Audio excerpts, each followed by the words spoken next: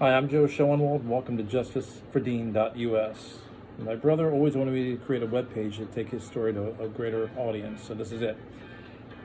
On this webpage, you'll find Dean's current post-conviction application and his affidavit. Now, inside of both documents, we have many exhibits listed, 223 to be exact, and this webpage won't support all of them. So we figured we'd come up with this video and let you know that all those exhibits can be sent to you immediately. If you would just use the email address I provided, if you have any questions about any of those, please reach out to me and I'll send them to you instantly. Dean's offense took place in March of 2015. Later that night, he was taken to a psychiatric hospital for evaluation, and 6 weeks later, he was released to the Kingfisher County Jail, where he sat waiting for his indigent defense system lawyer, Blaine Alsop. When he finally met Mr. Alsop, he had come up with a strategy that Dean should plead guilty to all 5 felonies he was charged with at the preliminary hearing, waive the preliminary hearing, and then plead guilty in front of District Court Judge Robert E. Davis in Kingfisher County, September of 2015. And that's exactly what Dean did. So after being released from the psychiatric hospital, he was on 5 heavy psychotropic drugs. At the time of his preliminary hearing there, or his plea hearing, I should say, his plea hearing, he pled guilty, and it has to be a knowing and intelligent plea. And there's no way it was knowing or intelligent, as he was impaired through the entire matter. Judge Davis sentenced Dean in 2016, 4 months after the plea hearing. And during that time, Mr. Alsop didn't really do any investigating of what had gone on.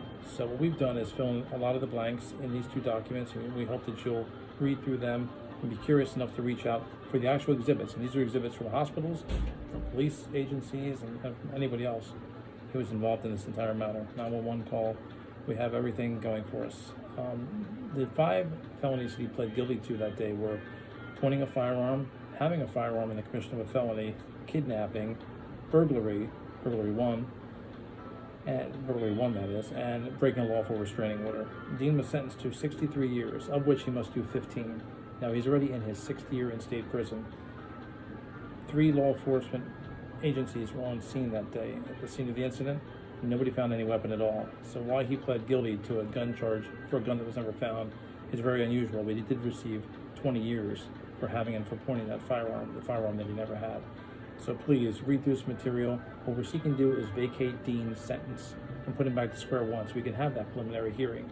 We can open up his window to appeal his sentence, because once you miss your 10-day window to appeal, your sentence begins. So Dean has missed that over 5 years ago. So what we're seeking to do, like I say, is get in front of the Criminal Court of Appeals with this information and have him have a chance to actually have his preliminary hearing, so the state will have to show the evidence against him, which is slim to none. So please consider standing with us, and thank you for considering the words today and for visiting. Please reach out to me at the email address provided. I look forward to hearing from you. Thank you.